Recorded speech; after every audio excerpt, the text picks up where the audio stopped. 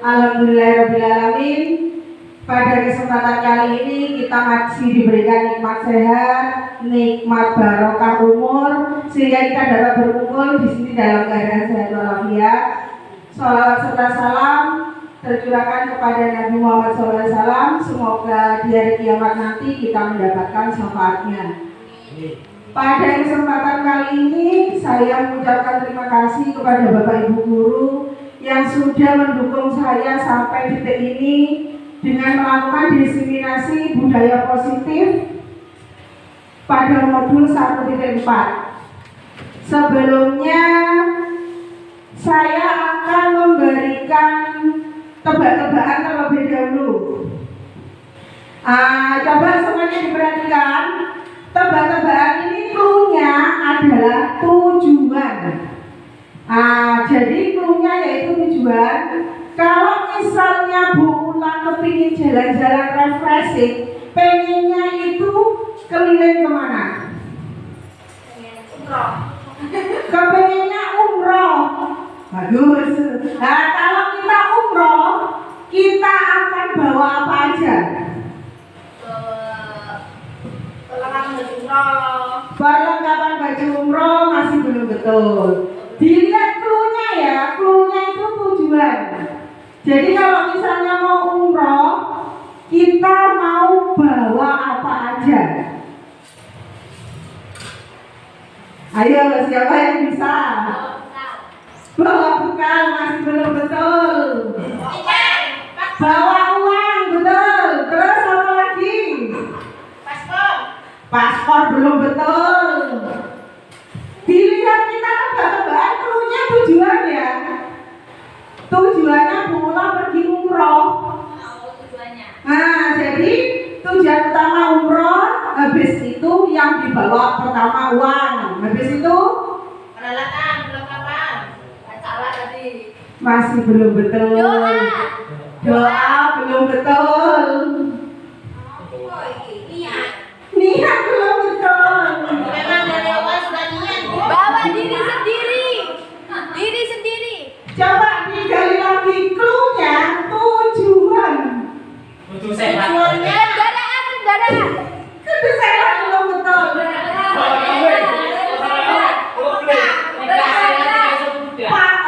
Tujuannya kan umroh. Beribadah masih belum betul. Jadi Bu Ulang ke umroh itu pertama bawa uang, yang kedua ke Mekah, terus Ke Madinah, ke Mekah. Turki belum betul. Ka'bah. Belum betul. Coba jelasnya. Dari sini kita bermain tebak-tebakan itu clue-nya tujuan kita kemana pula? Tujuannya tadi umroh kan. Jadi kalau umroh punya bawa uang, M-nya bawa makanan boleh, M-nya bawa rambutan boleh, A-nya atau bawa obat-obatan boleh, hanya hadiah. Jadi tebak-tebakan ini clue-nya tujuan yang lagi viral sekarang ini.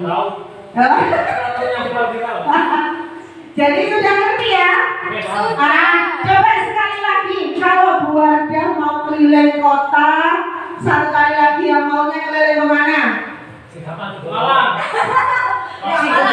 Ke Malang. Nah, dari Jember ke Malang maunya bawa apa saja? Makanan. Terus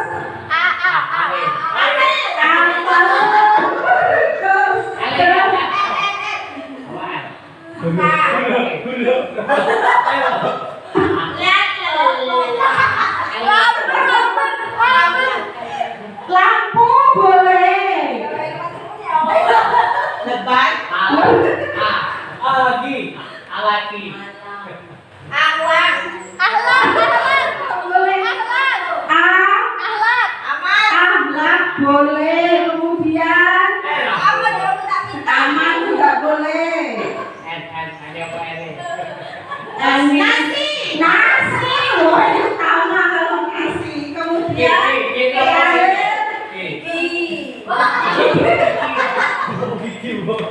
Bahwa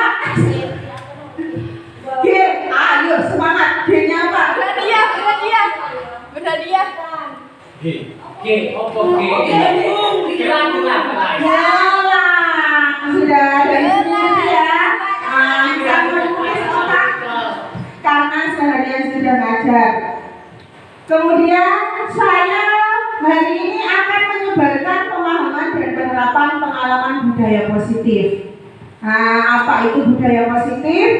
Nah, konsep inti budaya positif yaitu perubahan paradigma positif, disiplin positif, nilai-nilai kebajikan, kebutuhan dasar manusia, motivasi perilaku manusia, posisi kontrol guru, keyakinan kelas, dan segitiga restitusi.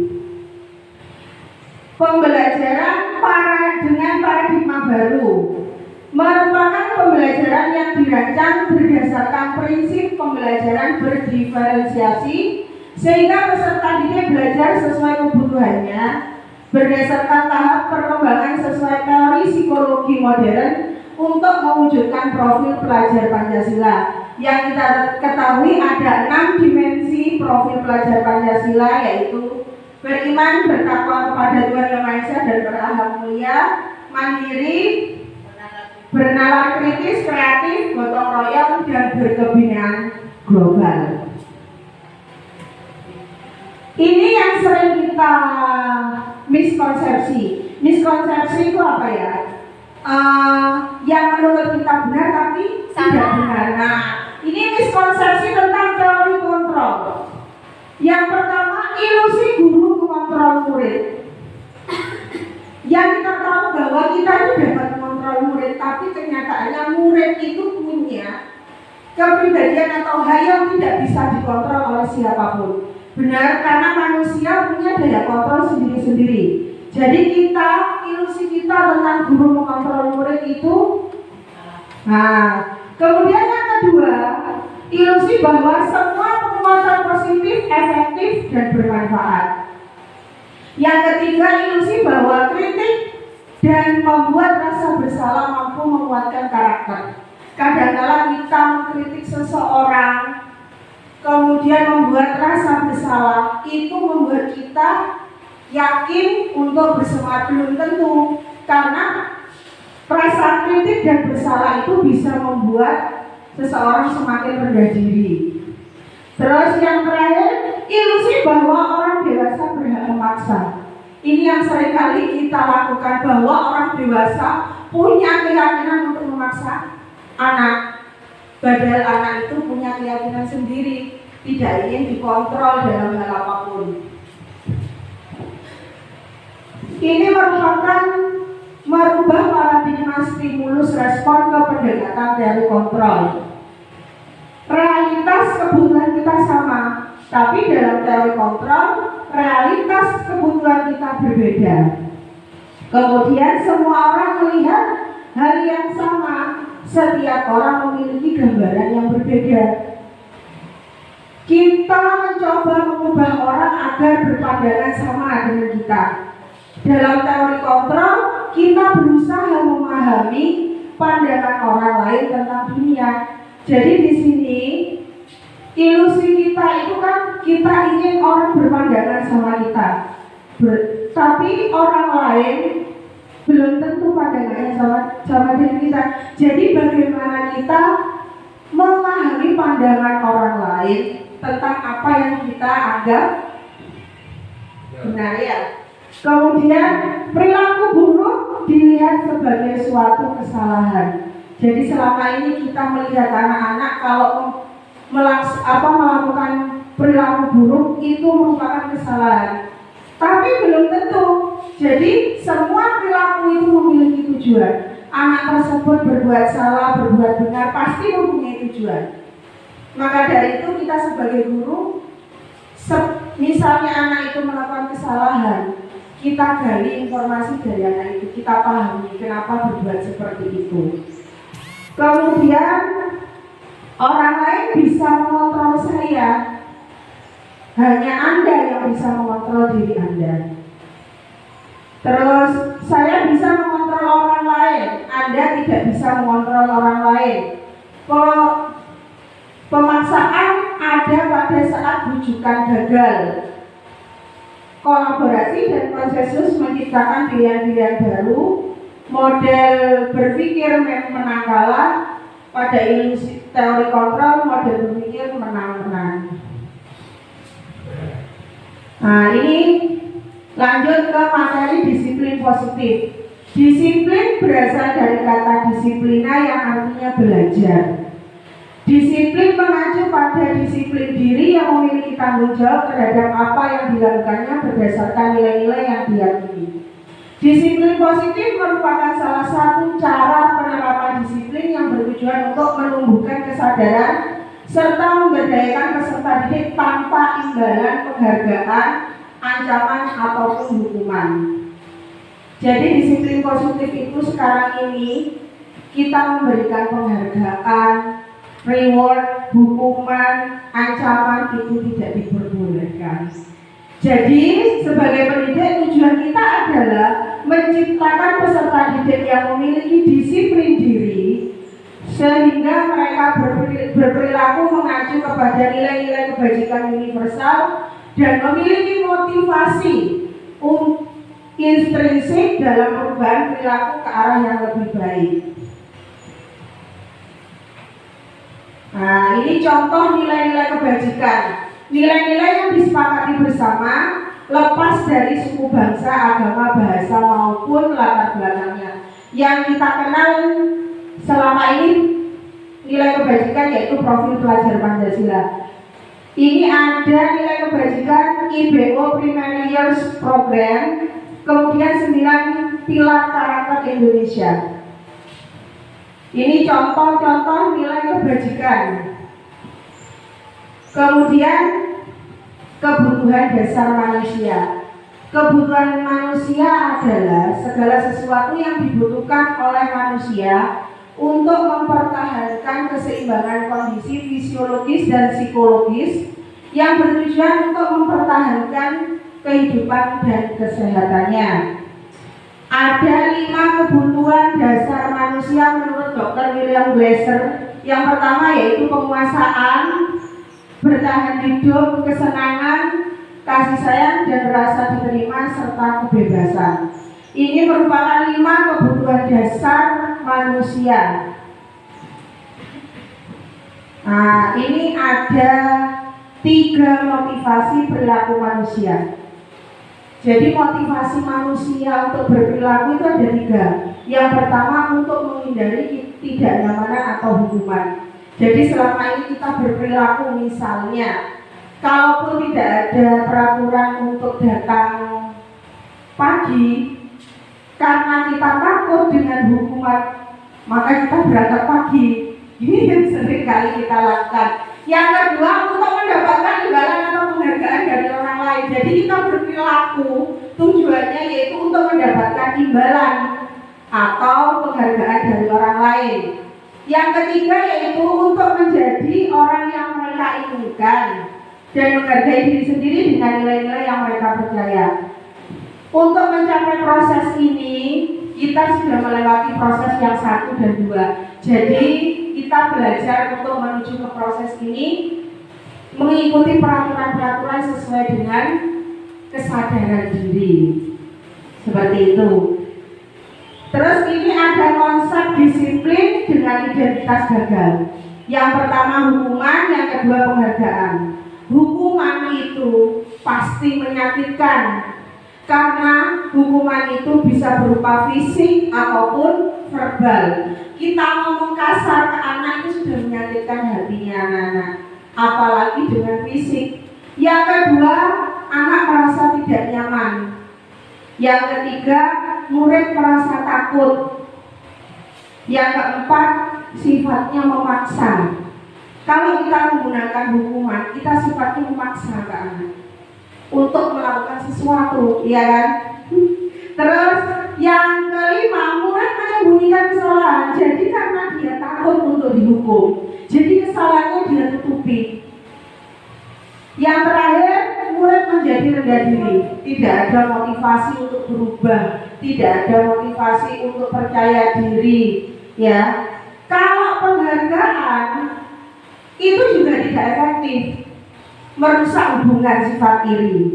Selama ini kita lakukan kelompok A, kelompok B yang dapat penghargaan kelompok B, otomatis yang kelompok A iri. Jadi penghargaan itu tidak diperkenankan. Kemudian mematikan kreativitas dengan adanya sifat iri, akhirnya kelompok yang tidak mendapatkan penghargaan mereka akan cenderung untuk halah aku mau wis sambino ya gak kira oleh penghargaan. Kita itu pasti terjadi pada murid kita, benar nggak? Ya. Iya. Jadi terus membuka dengan sistem ranking. Makanya sekarang ini di kurikulum merdeka tidak ada sistem ranking karena ini akan suatu penghargaan itu akan menjadikan siswa rendah diri, tidak mau berpikir kritis, kreatif, kemudian merampas hak untuk menghargai dirinya sendiri. Haknya untuk dihargai itu tidak ada lagi. Nah ini kalau konsep disiplin dengan identitas sukses, dengan konsekuensi, kemudian dengan restitusi. Kalau dengan konsekuensi itu penguatannya jangka pendek. Kemudian perlu monitoring berkelanjutan, stimulus respon, murid menghormati peraturan, kehilangan waktu untuk merenungi kesalahan.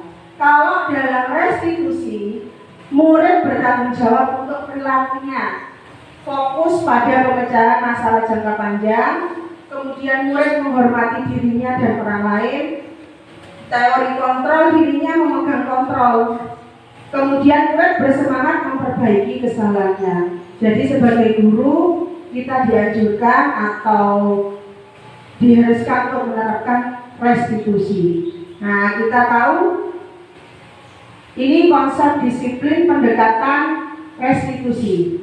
Jadi pendekatan restitusi yaitu sebuah cara menanamkan disiplin positif pada murid.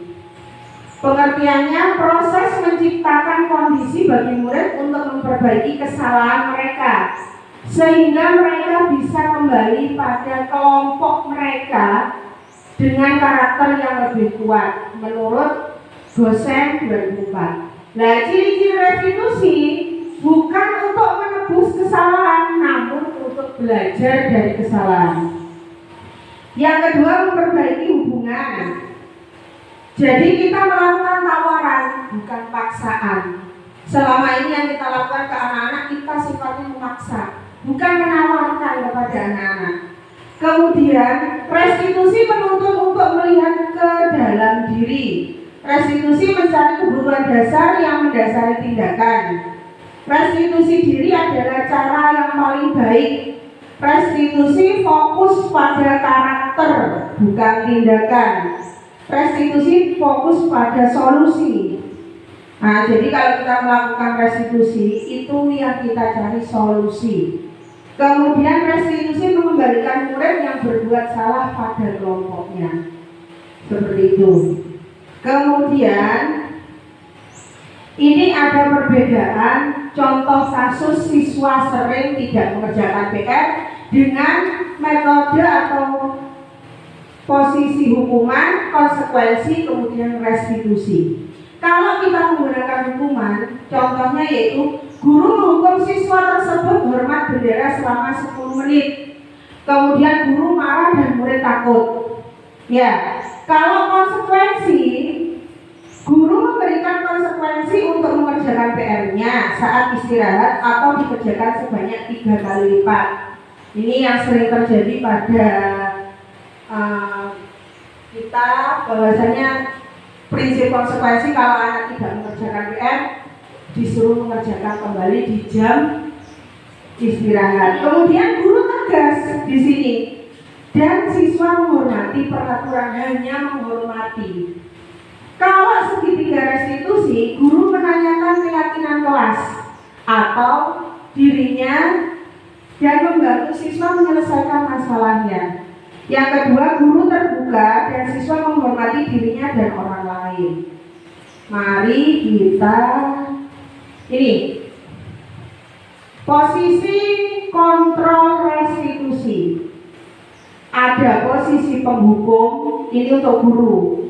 Ada 5 posisi kontrol dalam restitusi. Yang pertama penghukum, yang kedua pembuat rasa bersalah, yang ketiga sebagai teman, yang keempat sebagai pemantau, dan yang terakhir sebagai manajer. Nah, mari kita simak video berikut ini. Silakan.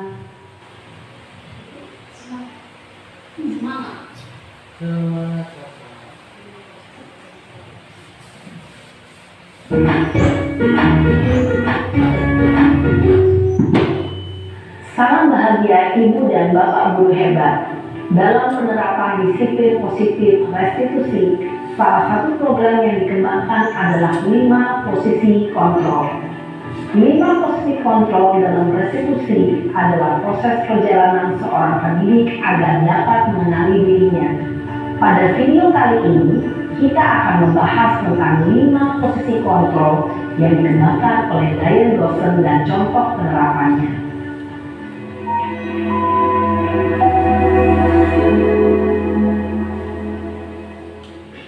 5 posisi kontrol itu adalah 1.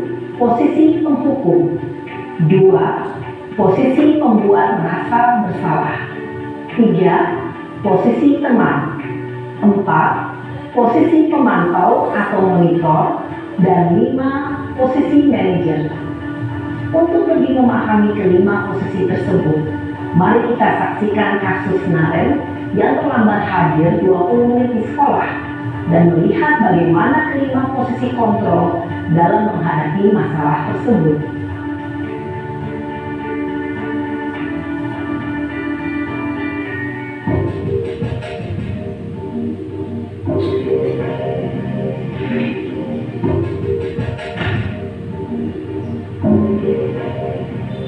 Naren, sini kamu. Selamat pagi, Bu. Selalu terlambat. Kamu deh, pasti terlambat. Maaf, Bu. Saya Apa? Apa coba? Alasan kamu apa lagi? Kapan sih kamu tidak terlambat? Malas sekali ya kamu jadi anak. saya Dasar pemalas. Gak kapok-kapok sih kamu. Sudah berapa kali terlambat? Sana, kamu keliling lapangan basket 2 kali. kenapa saya harus keliling lapangan basket, Bu? Kenapa? Kamu melawan ibu. Berani-beraninya jawab. Sudah terlambat, masih berani jawab enggak? Sekarang, keliling lapangan basket 5 kali sekalian. Biar kapok. Cepat. Pergi sana ke lapangan basket. Posisi penghukum biasanya berbicara dengan nada tinggi, menghardik, menunjuk-nunjuk, menyakiti, dan menyindir. Hukuman bisa berupa fisik maupun psikis.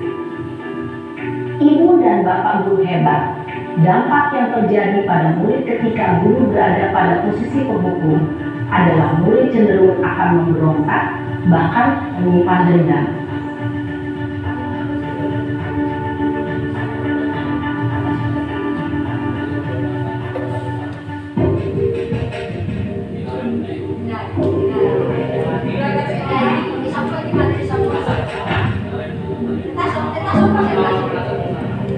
Naren,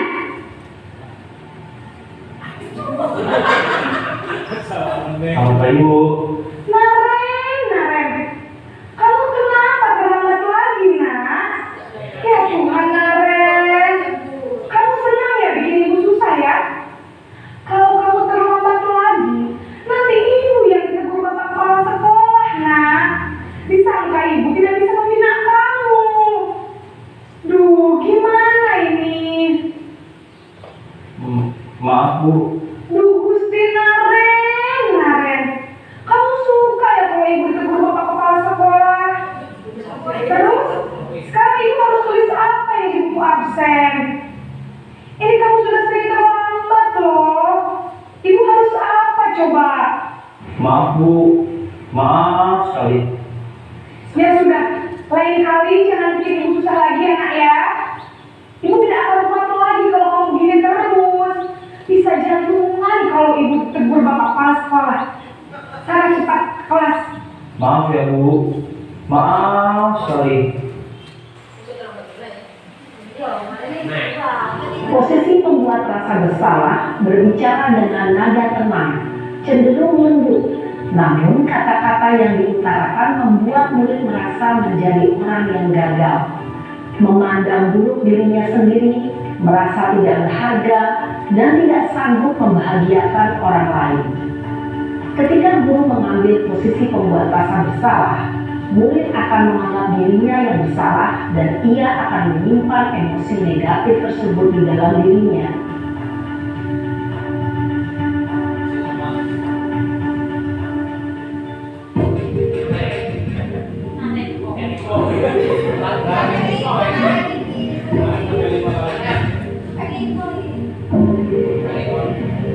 Nan!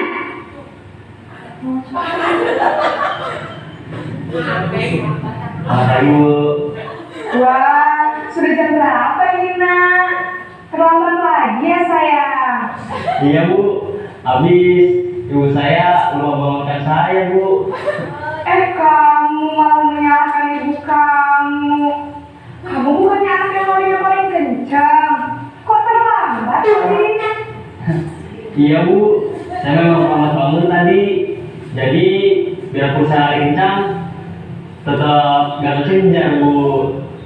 Ya sudah sana. Nanti lain kali larinya lebih kencang lagi ya. Biar gak terlambat lagi. Bikin seneng ibu. Demi ibu. Bisa kan? Bisa lah Bu. Ya sudah sana masuk kelas. Ibu beresin urusan absen kamu. Kamu ini ada saja. Dalam posisi teman, guru berbicara dengan nada suara ramah, akrab, cenderung bersenda gurau untuk menjaga suasana tetap santai.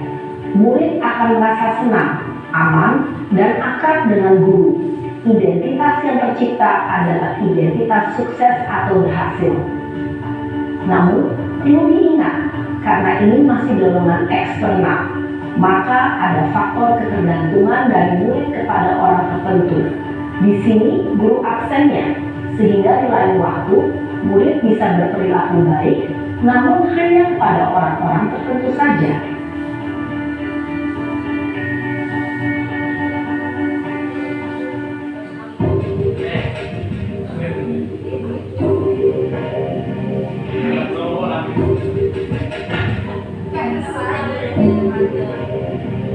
Nan!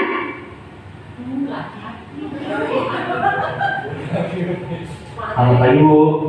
Naren, apa peraturan sekolah kita tentang jam berapa kita harus masuk sekolah, Nak? Kita harus di sekolah jam 7 Bu. Iya betul, sekarang sudah jam 7.20. Naren sudah tahu konsekuensinya jika terlambat hadir. Paham Bu. Saya harus tinggal kelas pas jam istirahat selama 20 menit. Iya benar, konsekuensinya demikian. Jadi nanti jam 9.30 pas istirahat, kamu harus tinggal di kelas, kerjakan tugas tambahan untuk ketertinggalan kamu, ya? Baik Bu. Posisi pemantau mengandalkan penghitungan atau data untuk mengontrol murid. Guru mengarahkan murid berdasarkan peraturan dan konsekuensi. Seorang pemantau menunjukkan bahasa tubuh dan ekspresi wajah yang datar dan cenderung formal.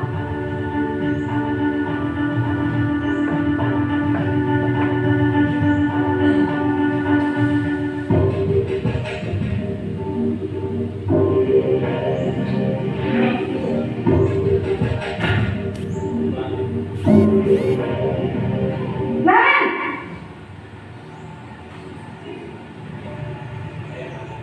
Selamat pagi Bu. Selamat pagi, Naren. Maaf Bu, saya terlambat. Iya, sekolah masuknya jam 7, sekarang sudah jam 7.20. Jadi sekarang bagaimana ini, Naren? Maaf Bu, saya lupa saya semalam. Baiklah, menurut kamu, keyakinan sekolah yang mana yang perlu kamu tingkatkan? Menghargai diri sendiri dan orang lain mungkin ya Bu. Setuju. Jadi, apakah Naren meyakini prinsip saling menghormati tersebut? Iya Bu, saya meyakininya. Apakah Naren bersedia memperbaiki masalah keterlambatan ini? Bersedia Bu. Bagaimana kamu akan perbaiki masalah keterlambatan ini? Saya akan coba untuk tidak lupa menyetel alarm saya Bu. Baik, kalau Naren lupa menyetel alarm di rumah, ada orang yang kira-kira bisa bantu mengingatkan tidak? Ada Bu, kakak saya, Kak Emma. Ada lagi selain Kak Emma? Selain Kak Emma, ada ibu saya. Baik, jadi yang mengingatkan Naren adalah Kak Emma dan ibu kamu ya? Kira-kira akan mulai setel alarm kapan nih Naren? Setelah pulang sekolah, akan segera saya lakukan. Baik, jadi Naren akan setel alarm untuk bangun besok pagi dan akan diingatkan oleh kakak dan ibunda Naren ya. Ada lagi yang mungkin perlu dilakukan Naren agar tidak terlambat bangun lagi? Tidak ada Bu. Baik Naren, terima kasih untuk kerjasama kamu. Sekarang kamu perlu kembali ke kelas untuk belajar. Baik Bu, terima kasih. Posisi manajer adalah posisi kontrol yang disarankan untuk membimbing murid memiliki sikap disiplin yang positif, yaitu murid yang mandiri, bertanggung jawab, dan dapat memecahkan masalah. Tujuan dari posisi ini adalah agar murid dapat berefleksi atas tindakannya. Guru akan dengan tulus memberikan pertanyaan-pertanyaan bermakna, sehingga Setelah kita melihat video, kita sudah mengetahui perbedaan antara posisi penghukum, pemantau, pembuat rasa bersalah, dan juga teman serta manajer. Ini adalah contoh siswa tidak memakai atribut lengkap saat upacara bendera. Ini contoh perkataan guru melalui 5 posisi kontrol. Yang selanjutnya yaitu keyakinan kelas. Mengapa keyakinan kelas kok bukan peraturan kelas? Karena kalau peraturan itu sifatnya wajib dan memaksa anak. Jadi kalau keyakinan kelas itu berada pada dalam dirinya masing-masing. Contohnya yaitu mengapa kita memiliki peraturan tentang penggunaan helm pada saat mengendarai kendaraan roda 2 atau motor. Tujuannya untuk keselamatan. Jadi tanpa ada aturan pun kita sudah yakin bahwasannya menggunakan helm untuk keselamatan. Begitu juga dengan memakai masker dan cuci tangan, tujuannya sama yaitu untuk kesehatan. Jadi semuanya yang kita lakukan harus berdasarkan dari keyakinan kita masing-masing. Ini contoh kegiatan saya dalam membuat keyakinan kelas siswa kelas 5. Jadi guru bersama siswa membuat keyakinan kelas. Yang pertama yaitu berdiskusi tentang peraturan. Di sini saya mengajak siswa dalam bentuk kelompok berdiskusi membuat keyakinan kelas. Di situ siswa mengutarakan apa impian siswa, apa keinginan siswa, kepingin sekolah yang bagaimana, guru yang seperti apa, ya. Terus setelah membuat kayak berdiskusi, kita menyusun kesepakatan kelas menjadi keyakinan kelas. Di sini ini ada keinginan atau impian murid untuk bersekolah di sini itu untuk apa tujuannya. Kemudian kita membuat keyakinan kelas dan disepakati bertanggung jawab, kemudian saling menghargai, saling menghormati, saling membantu dan disiplin. Setelah itu kita menempelkan keyakinannya di kelas bersama anak-anak.